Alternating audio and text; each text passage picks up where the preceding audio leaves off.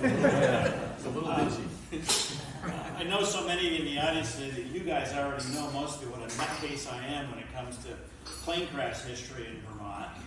And this is just kind of a spin-off of essentially a lifetime of research. It says mostly inside boundaries, because what really is the boundary of a ski area in Vermont? There's the official one on the trail map, but then there's the one where people actually ski out beyond that. So it kind of encompasses where people ski. And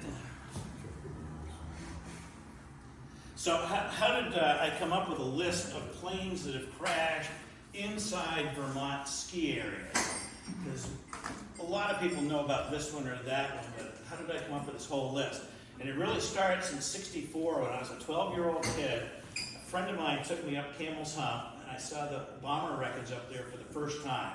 I'd never seen it or heard of it, and I got infatuated with researching that story.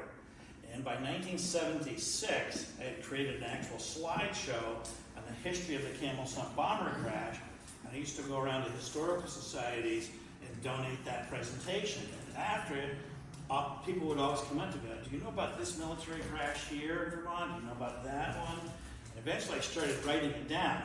I'm up now to 150 military crashes in Vermont. It's pretty amazing, including an Israeli fighter. Nobody's ever heard of that one. That's Greensboro. A B-52 in Plainfield. I mean, there's just an amazing story. And then from that, people started telling me, well, did you know about this plane crash here, that one there? And eventually I just started writing them all down. And at one point I said, wait a minute, there's a lot of these in ski areas. So then I started pulling it together, and that's what you're going to see tonight. I think there's 13 crashes that I've identified. There may be more, but these are the ones I've identified. And I don't know a lot about the other ski areas other than Stowe. So if I say something wrong or show something wrong about another ski area, be sure and holler out and correct me. I'm going to tell you what I think I know, which is mostly based on newspaper reports. Why newspaper reports? Well, because the state of Vermont threw away all of their plane investigation files. They didn't microfilm, they did nothing, they just disposed of them. So they're gone. All right, so 1989, the Burlington Free Press published this list of Vermont's military aircraft crashes. And look at the list there, and like I said, I'm up to 150. So it just shows you there's so much more going on that people just don't remember, didn't document very well. And that's kind of how I got to the ski areas. We're going to do this chronologically. And we're going to start November 10th, 1943, before there was a ski area at J. This was just a big forested mountain at the time. It's a Royal Canadian Air Force, an RCAF plane that crashed. Now, they were out looking, they were searching for an RCAF bomber, a B-24 Liberator, with something like 30 airmen on board that had vanished. And they're out looking for it when they crashed on J Peak. The plane they were looking for was found in 1996 way up by Hudson's Bay. And it was so remote they decided just to leave all the remains and everything right there. And there's a monument at that location today that you essentially got a helicopter into it. But that's what these guys were looking for. So smashes full speed into a clump of pines 100 yards from the top of J. Well, when you read newspaper accounts, they always talk about 100 feet, 100 yards, 50 feet, 50 yards. What the hell are they talking about? Because are they talking about 50 feet in altitude or 50 feet in distance? Well, in this particular case, 100 yards from the top isn't accurate either way. This is grossly inaccurate, but that's the way things are still reported with plane crashes. In distances, you have to be very careful. So this is the type of plane it was. It was an Avro Anson. These are mostly wooden airplanes covered with fabric. Twin engine, very popular plane. The Canadians used these things by the dozen, as did most of the Allied air forces. And as you can see, it's a twin engine. Generally, these were used for training up in Quebec. And this was a training airplane. It's number 11736 is the actual identity of it. So they're out looking, and here's what happens. This is part of the Canadians. They've got all of their crash files, very well documented. So this is from the crash report. Pilot states that he entered a heavy storm and was turning around to get into the clear again. And as he was turning and climbing, he flew into the mountain at 3,100 feet. It was snowing heavily at the time. The Court of Inquiry findings: pilot flying a snowstorm went into a check position, realized he was in a valley between mountains, started to climb to get over the mountains and crashed. And I looked for this wreck for years. I kept going up to Jay Peak and hiking all over that place trying to find this crash site. And I knew it had crashed before the ski area existed, but I had the newspapers to go from, I had the RCAF crash report to go from, and a guy named Harry J. had recovered the propeller parts off this after the ski area was in existence. And Harry, for example, told me, he said, it's over in this area right here, and he said, it's right where two trails come together, and it's right in that V. So I spent countless hours hiking around in here trying to find it. And obviously I didn't find it. This is where it is up here. and this seems unusual, but this is absolutely normal for all crash reports. There's very few that actually put the plane in the correct location. So how did I find out it was up here? Well, in 2016, there was an article in the Channel 3 News one night where the trail crew was clearing a trail called Valhalla. They were brushing it, and one of the guys said, what the hell is all of this stuff? And nobody knew, but it was on Channel 3, so I called up to Jay Peak and made a good contact up there and said, I know all about this thing. Where is it? And they said, well, we can't tell you. We're going to try and protect the wreckage. Well, in their press release, they said it was on Valhalla. So a few days later, I hiked up to the top and I came down and I went down through Valhalla. And as I'm walking, it's a goat path, is what it is. It's smaller than the goat here at Stowe. As I'm going down the trail, I stumble across all this stuff right in the middle of the trail. All the ferrous metal parts, the iron parts, are just laying right across the trail. So in the winter, you ski right over the top of this thing. I'll never even know it. Never even know it. You can see on the right-hand side some of the wooden structure. That's part of one of the wing spars. That's still laying up there. And those little yellow pieces you see are some of the yellow fabric still laying in the woods. And there is a lot of stuff at this location. There's a lot of stuff. So they took out some pieces, the trail crew did, including the data plate, and we don't know what happened to it after they took it out. But that's Jay Peak. Everybody goes out to this trail called Valhalla. You ski over the wreckage and never even know it. So now we're going to go up to Jay Peak 2 years later, January 20th. This 18-year-old named Merritt Thomas was learning how to be a pilot. This was one of his first solo flights. And his instructor said, I'm going to stand down here and watch you as you take off from the Rutland Airport and stay where I can see you. Okay?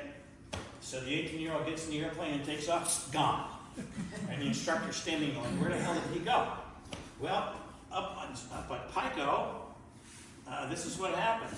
More than 100 skiers on Pico watched the antics of the student flyer with bated breath as he swooped down over the ski house and tower of the Alpine lift at low altitude. One of the skiers close by at the time of the crash was John A.M. Hinsman of Belmont Ave, who was resting on a rock about 100 feet from the point where the plane came down on skis on the snow. So this talks about how he just, right in front of a class in the ski school, just came up right onto the trail, right in front of them. And the part that I really like about this, you'll see a picture of it in a second, or a related picture, is the Otter Ski Patrol. The ski patrol has now got this airplane in the middle of their trail. What the hell do you do with it? Well, they went up and did a ski patrol rescue. They put ropes in the tail, and they were all behind it, lowering it down the trail until they got it to the parking lot, where they disassembled it and drove it away. I would love to see a picture. I gotta believe this is the only airplane ever rescued by ski patrol in Vermont. So this is a picture from the newspaper. This is a blemish in the microfilm, but you can see the airplane sitting there, and there's the base lodge down at the bottom. It was not badly damaged. I'm sure it was pretty easily repaired. I think mostly he broke the right landing gear and the right ski in this whole thing. And I believe that's where it happened, about that location there. This is a 1960s picture of Pico, but I mean, look at it. Look how far below the peak he is. That's B slope. Is it B slope? Okay. I think that's what it said in the papers, actually. Yes, thank you. So that's Pico. Now, this is the crash that never happened. Stratton Mountain. June of 1947, the Brattleboro Reformer had this really cool article. During the war, in 1943 or 1944, we believe, a B-17, that's a big 4-engine bomber from World War II, carrying some 10 men disappeared. The plane was from Westover Field, which is Springfield, Mass., and at last reported the position was 100 miles north of the field. Airmen at the time figured it should have been somewhere between Stratton Mountain and Connecticut River, and the possibility arose that it had flown into Stratton, which at 3,859 feet is the highest mountain in southern Vermont. And this is the only time this ever appears in any newspaper in Vermont. And I saw that and I said, what in hell are they talking about? Well, piecing it together over the years, I finally figured out that it wasn't a B-17, it was from Westover Field, but it was a B-24 bomber named Getaway Gertie. Had a crew of 8 on board that vanished February 18, 1944, and has never been found. And they were supposed to be just over Springfield, Massachusetts, just circling the field for practice, when, according to their theory, they accidentally locked onto a radio beam in Philadelphia and started flying towards Philly, got lost in a snowstorm. Several weeks after they vanished, one of the wings floated on shore in Lake Ontario near Rochester, New York. That's the only piece of the plane that's ever showed up. The rest of the crew is missing, the rest of the plane is still missing. But I think that's the one they thought might have hit Stratton Mountain. So that's the crash that never actually happened in Vermont. 1962. 1962 is when we start using helicopters to set towers for new chairlifts. Now I remember in 1960 when we put up our double up here on lift line, I remember seeing the bulldozers with winches uphill trying to pull the towers up to stand them upright, and guys underneath them pushing them with poles. 2 years later, 1962, at Magic Mountain, they're using helicopters to set their tower. Now this was the building of what they called the Black Lift. It was painted black. So on this particular flight, they're bringing a load of concrete up to pour into the footings, and as this giant chopper is circling, or is hovering ahead with a bucket of concrete underneath it, all the workers are standing there. They hear this thing cough and sputter, and they look up and they see flames and smoke coming out of it, and they turn around and they start to run, and the next thing you know, the chopper comes down right where they were standing. And this is the pilot here. He walked away with bumps and bruises. And this thing caught fire once it hit the ground and burned. You can see the base lodge down there. This thing caught fire and burned, and they all stood there and watched it. And it's just amazing. All this white stuff is actually molten aluminum. It melted this thing, and just like little streams, it ran down the trail. Just beautiful, almost like ingots of aluminum in the trail. So he walked away from it, minor injuries, and then the headline the next day in the newspaper was that the building of the new Black Lift, there will be a slight delay. This was where they were pouring the concrete right there to set the tower into that too. But amazingly, within 2 days, they got a chopper from somewhere else, and they were still setting their towers. So it really didn't slow anything down. Magic has had 5 plane crashes. We're going to cover those. Mount Snow, moving over to Mount Snow, November 23rd, 1971, the airport at Mount Snow is very close to the ski area, so planes are coming and going all the time there at the local airport. And this is one where a doctor, a dentist from Schenectady, Dr. Albert Signorella, 47, decided that he wanted to check and see how close to Thanksgiving we are. He wanted to see how the snowmaking and everything was coming at Mount Snow, so he thought he'd go down and just fly down around the trails and see how the snow cover was. And the next thing you know, wham, he's down on the ground onto one of the ski trails. I don't know which trail it was. They popped the doors open, and they all walked down to the base lodge, leaving the plane up there, which was subsequently recovered. Now, when I do these researches, the in recent years, I like to just take these people and just Google them and see what I find. Oh, wow. And it can be pretty interesting. In this particular case, I Googled this guy. You notice who his passengers are. Mary Campbell, 23, and her sister, 13, Schenectady. What I find later in this guy's career is the Massachusetts Board of Dentistry took his license away because he was harassing young women on an unlimited basis. And that's after the airport at Provincetown on Cape Cod went after him, because the airport on Cape Cod out of P-Town is so small, you can't fly anything commercial. It can only be for private, personal pleasure use.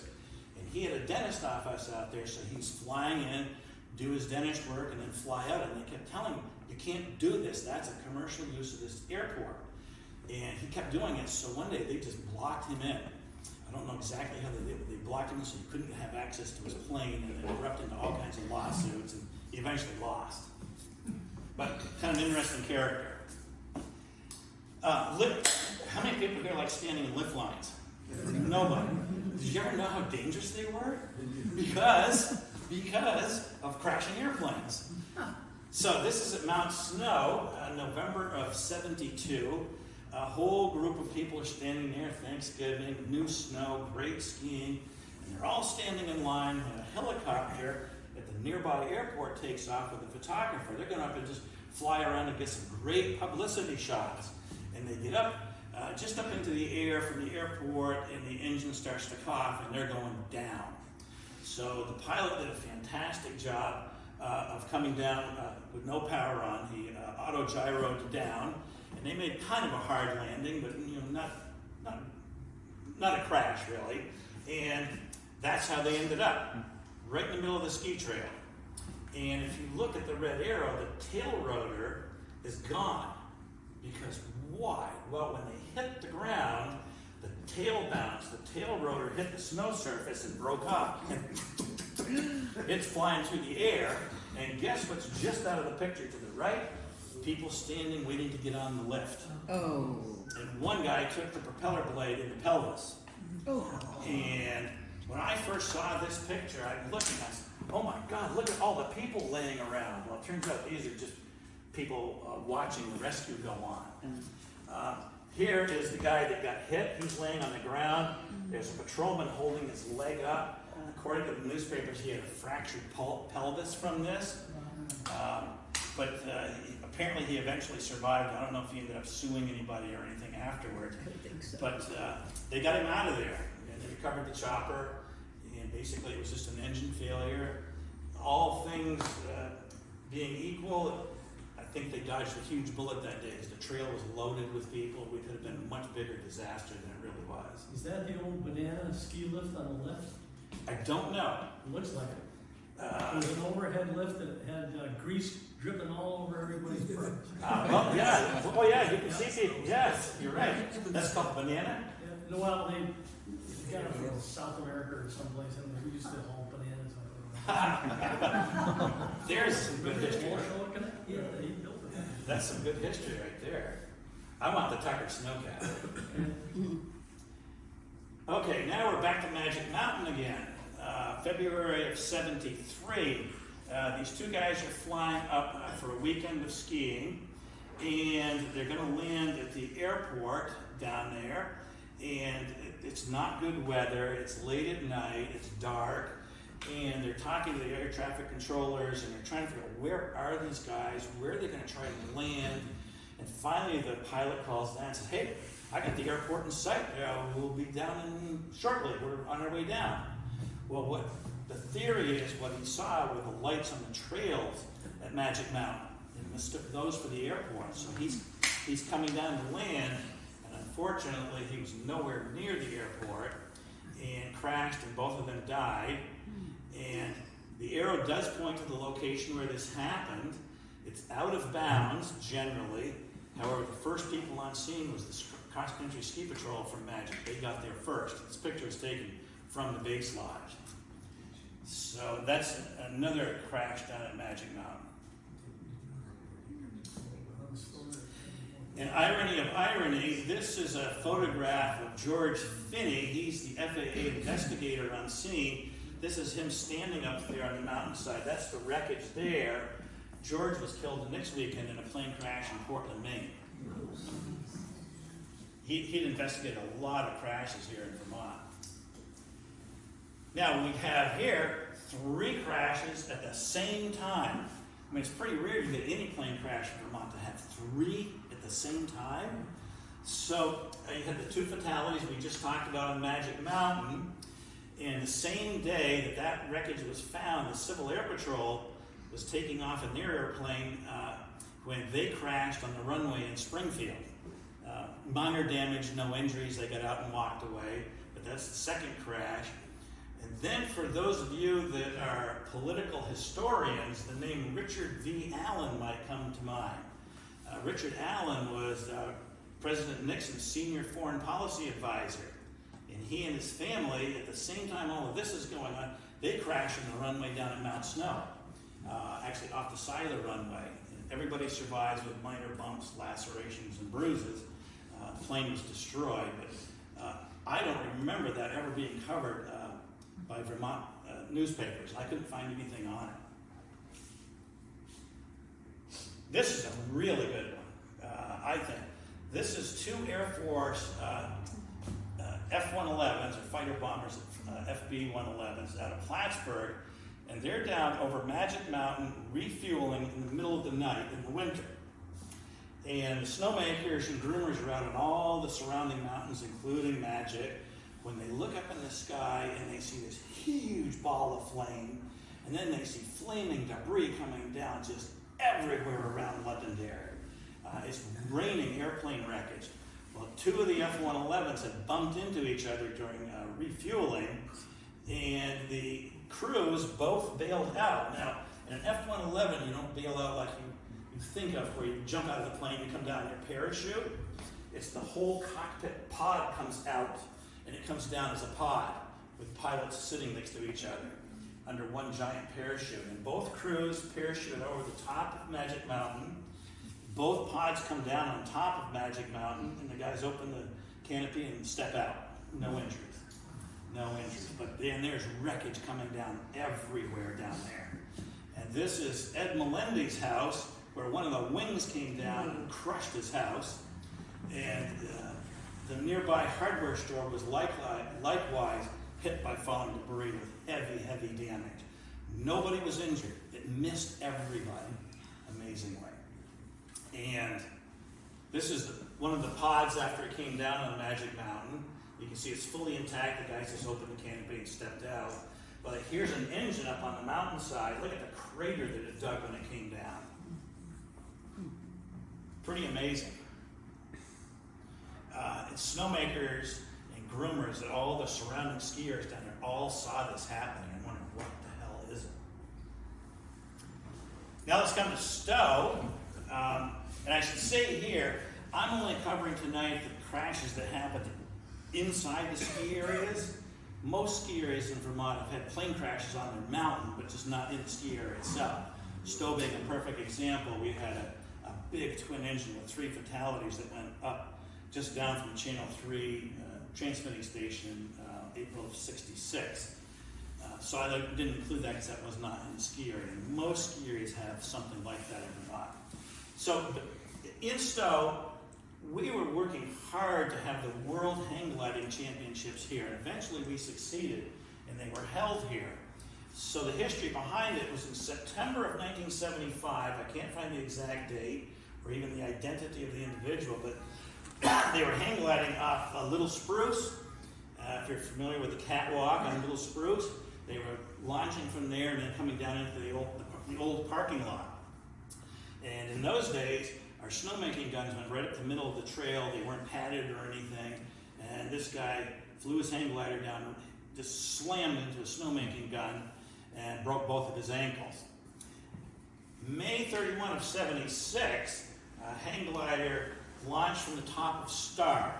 And they used to do this a lot. Some of you probably remember this thing because the Star drops off so quickly that you only got to run a few steps and you are launched out into space. So they were doing a lot of them. And this one guy on his 40th flight from the star location on a blistering hot day went out and he got over the Mansfield parking lot. The theory is that the heat, intense heat from the pavement went up and he lost lift and he just spiraled down. Many of you here may know Pete Hall, former ski patroller, lives up in Stowe Hollow. Pete was a little boy when he watched the whole thing happen, and this poor guy came down right into the brook that's at the upper end of the Mansfield parking lot. Pete watched the whole thing as a little boy.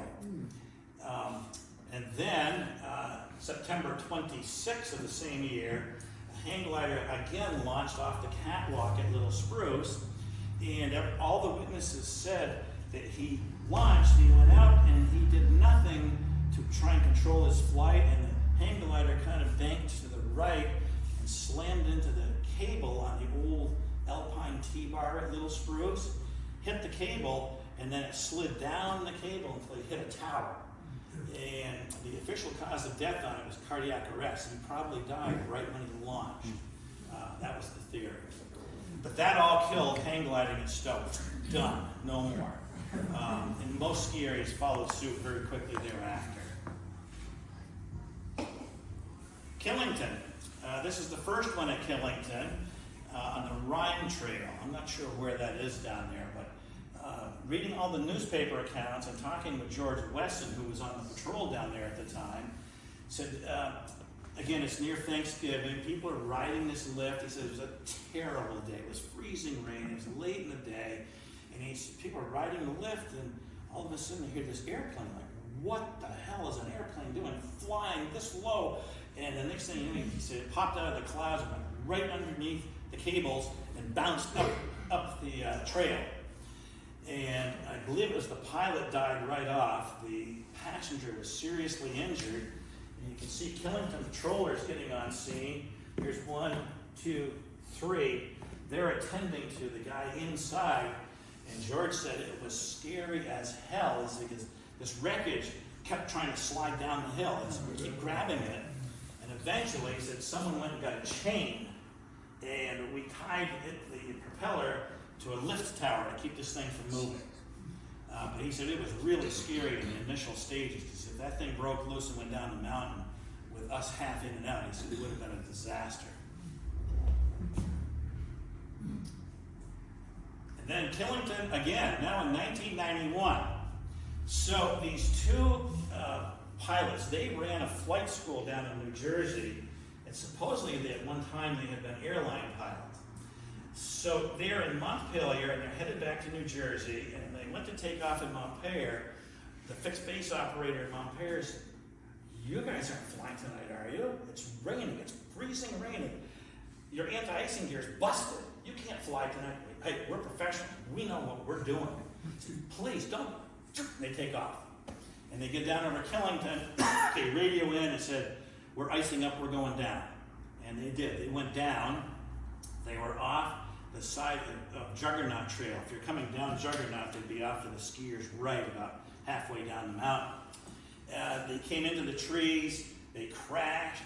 Neither one of them was injured in any way, according to the newspapers, but before they could get out of the wreckage, it ignited and caught fire. And the next thing you know, they're desperately trying to get out of this thing. Both of them got some first and second degree burns trying to get out. Once they get out, all they've got is their street clothes. One of them had like a sweatshirt on, and the other one had, I think, a sweater, and just regular street shoes. They're out, and the plane burns up on them while they're standing there watching it. So once the flames die down, they get back on a wing, and it's dark now, it's nighttime. So they go through the night like that, sitting on the wing, hoping to be rescued, knowing they had called in. So they think everybody's en route to rescue them. Well, they're there all night.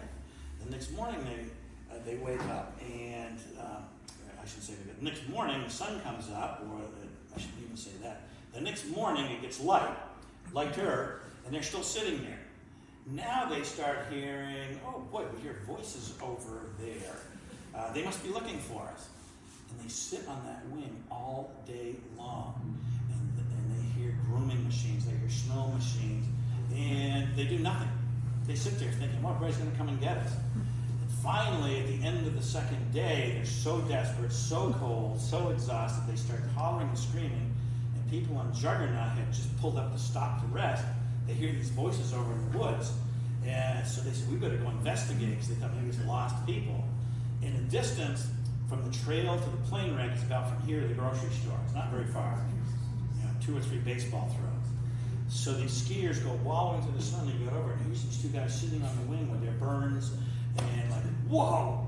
They call the ski patrol, and Killington Ski Patrol, you can see there's bunches of patrollers come down, pick these guys up, get them out of the woods. It's actually very easy to get from the crash site back onto the Juggernaut Trail just by going downhill. They get those guys out of there, and they both survive. They spent some days in the hospital because of the burns and cold injuries and that sort of thing. And you can go into that crash site today. Oops, I'm getting ahead of myself. So, anybody remember the William Shatner series, Rescue 911? He did an episode on this crash once. And it's pretty fascinating. You can go to YouTube and you can watch it. It turns out these 2 guys are incredibly good survivalists. They survived, they were victims, and they used their brilliance to survive this whole thing. And it's really played up in this to make it very dramatic of how incredible these guys were to have survived. Now, if you look at the NTSB crash report, the National Transportation Safety Board official cause of the accident, this is what they say.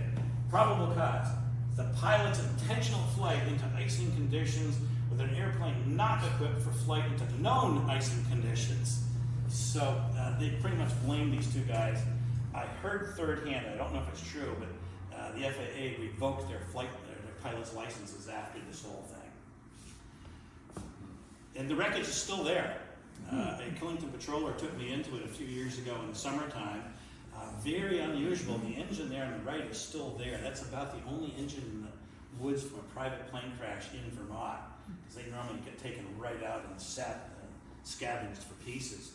I first heard about this one morning when I was on ski patrol here at Stowe. When driving into work, I heard about some missing kids off trail at Killington, and they said that they had spent the night inside a wrecked airplane. And I had never heard of it before, and that's what got me going on this, to finally locate the whole story. And they did. 3 of them crawled in that thing and stayed alive one night in the wintertime. And again, it's so close to the trail, it's ridiculous. Now let's go back to Magic Mountain for our last crash. This is June 5th of 2003. And you can't make this stuff up. So a pilot goes up to Burlington Airport, and he takes off from Burlington at 8:12 in the morning. He did not file a flight plan. You don't have to. It's voluntary. It's not a requirement. But he did not file a flight plan, and he's headed to Marlborough, Massachusetts. Now, he should have filed a flight plan because it's instrument conditions. Means you're not flying by what you're looking at. You're flying by what your instruments tell you. So it's not good flying weather. He takes off, and then a witness is standing around the bottom of Magic Mountain a little bit later, and he sees this plane kind of circling Magic Mountain, in the clouds, out of the clouds, in the clouds, out of it. He's like, boy, that's kind of strange. But then he's, well, I'm here to hike the mountain, so what the hell. And I didn't realize Magic posts their trails for no hiking in the summertime. They had no trespassing signs anywhere. And the hiker said, yeah, I mean, signs of the scary don't mean anything anyway. Right? So he goes and he hikes up the trail, and he's going, hiking up, and he finds this piece of wreckage, plane wreckage in the middle of a ski trail, and thought, that is bizarre. And he picks it up and he looks at it, and he stands up and he's looking around, and what does he see off to his right is this thing mashed into a ledge right on the edge of the trail. And he goes over, and the pilot is pinned in there. He's been pinned in there since like 8:30 this morning. And it's now late in the afternoon. And he's got head injuries, he's got several broken bones. But if it hadn't been for that hiker, this guy would have died. They got him out of there, and as far as I know, he eventually made a full recovery. The trail is just out of view to the left here. So right on the edge of the trail. So in finishing up, the ski patrol says, be sure to ski and fly in control. Thank you.